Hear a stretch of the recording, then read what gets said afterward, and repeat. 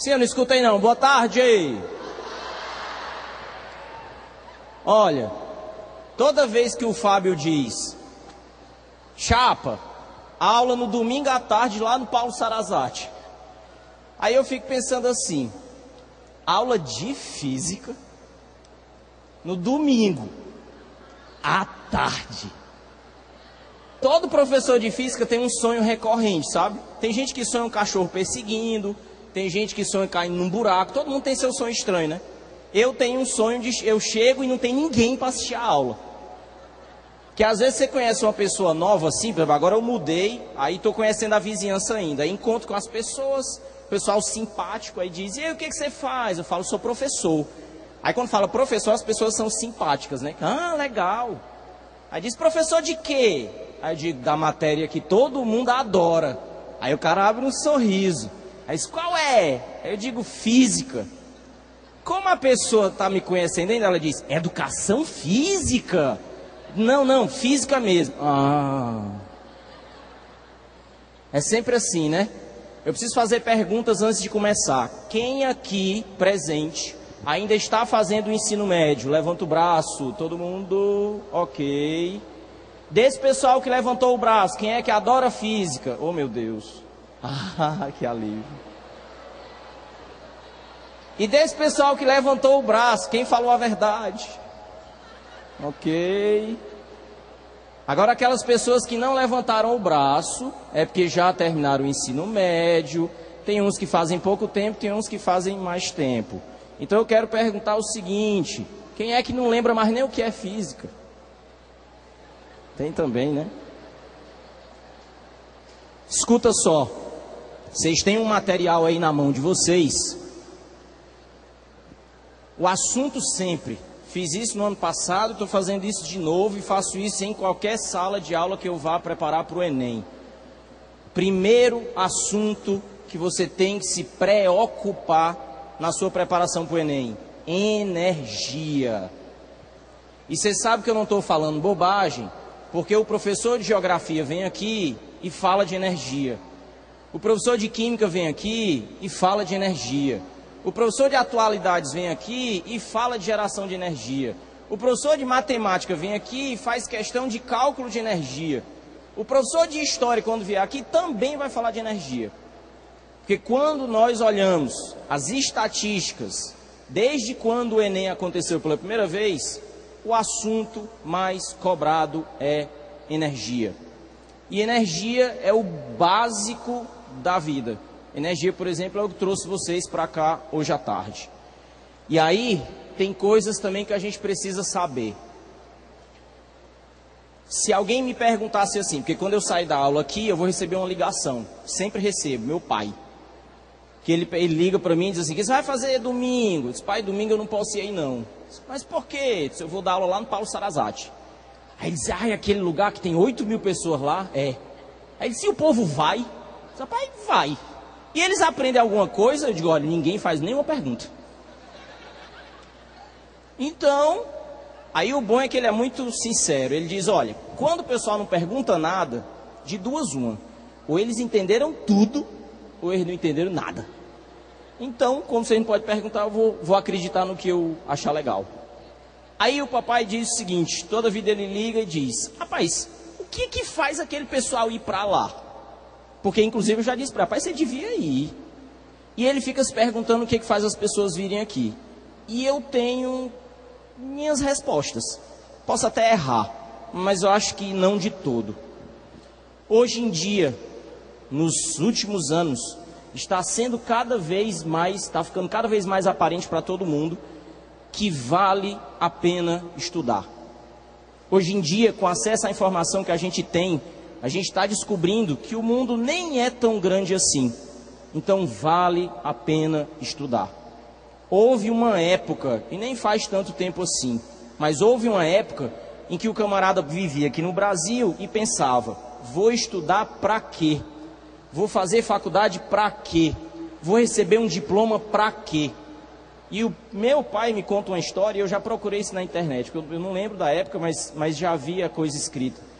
Nos anos 80, o camarada ficou famoso na imprensa do Sul.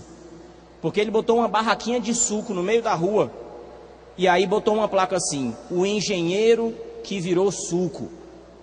E embaixo tinha um quadro pendurado, no meio da rua, que era o diploma de engenharia do cara. Porque na década de 80, não havia vagas de emprego, nem procura de emprego, para nada na área de ciência e tecnologia. Existia uma preocupação muito grande em superar a safra de grãos de soja. O Brasil se preocupava com isso.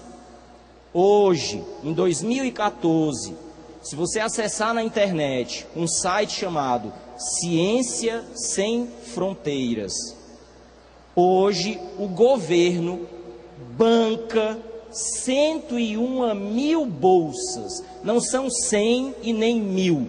101 mil bolsas, para que qualquer estudante de qualquer área ligada às ciências exatas, com pelo menos um ano de faculdade, que tenha tirado pelo menos 600 pontos no Enem, o governo banca uma bolsa para você estudar nas melhores universidades de todos os países do mundo.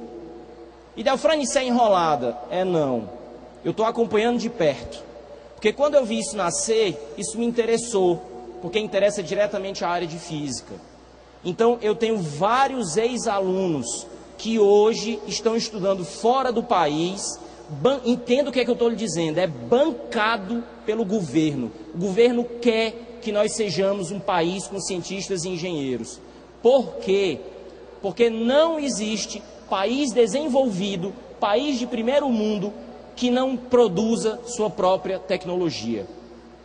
Aí hoje se fala muito, os teus professores falam aqui, você vê no noticiário, vocês veem pela internet, que o Brasil é a bola da vez, que o Brasil é uma das grandes economias do mundo, que tem os BRICS, blá blá blá. Mas entenda, isso não se sustenta se nós não crescermos enquanto nação intelectual. Basta você pensar o seguinte: desde pequenininho, quando a gente foi para a escola a primeira vez, que a gente escuta falar em Europa. E quando fala Europa, a gente não diz Europa, a gente diz Europa. A gente não fala França, a gente diz França, Alemanha. Porque quando fala Europa, você pensa no berço da cultura da humanidade. Tudo que a gente usa em tecnologia saiu de lá. A gente fala os Estados Unidos. Aí quando você vai olhar no mapa, a Europa todinha é desse tamanho. E quando você olha no mapa, o Brasil é desse tamanho. Nós somos um país do tamanho de um continente. Nós temos 200 milhões de pessoas nesse país. Nós estamos vivendo em Fortaleza, no Ceará, de onde você vê propaganda o tempo inteiro, que todo mês sai os cabeçudos daqui, como diz, os cabeça chata, e ganham a Olimpíada Mundial de Física, de Matemática, de Química, de Biologia, o caramba! E a gente compra tecnologia de fora. Tem alguma coisa errada. Então hoje, o que vocês estão fazendo aqui não é suportando uma tarde de calor, trocando lazer por estudo, nem aguentando aulas de física, de química, de biologia na sequência. Porque eu vi aqui o massacre, né? Começa falando de óxidos, peróxidos, não sei o quê. Aí quando termina tem aquela aliviada básica, né? O cara vem aqui, faz assim e tal. Aí depois tome física. Aí ele vai vir aqui de novo, aí depois vem uma aula legal que é de biologia, biologia é massa. Mas primeiro tem o castigo. Mas entendam que o que vocês estão fazendo aqui hoje, e é o que faz com que a gente venha aqui hoje, é porque a gente sabe que a gente está ajudando a vocês a conseguirem coisa melhor, a terem oportunidade, porque hoje isso é a situação que existe no nosso país. Então a gente vai ter que fazer um grande esforço? Vai. E a grande diferença, e aí é o que eu queria dizer para terminar, antes de começar para valer, que é a resposta que eu dou para o meu pai toda vez que eu venho aqui. Eu acho que a grande diferença é a atitude. O que faz com que vocês estejam aqui é a atitude, a decisão de pagar o preço. Porque a gente pode não pagar o preço e ficar deitado em berço esplêndido esperando a morte chegar. Mas é plantio e colheita. Você colhe aquilo que você planta. Então não é vindo para cá que vai fazer a coisa ficar às mil maravilhas, mas é vindo para cá que a gente vai chegar mais perto de onde a gente pode chegar. E hoje isso existe de fato. E estudar física hoje vale a pena. Dá para entender isso? Se alguém concordar, levanta o braço aí. Ok. Fiz aquele H básico, todo mundo se sentiu bem, agora eu vou massacrar vocês.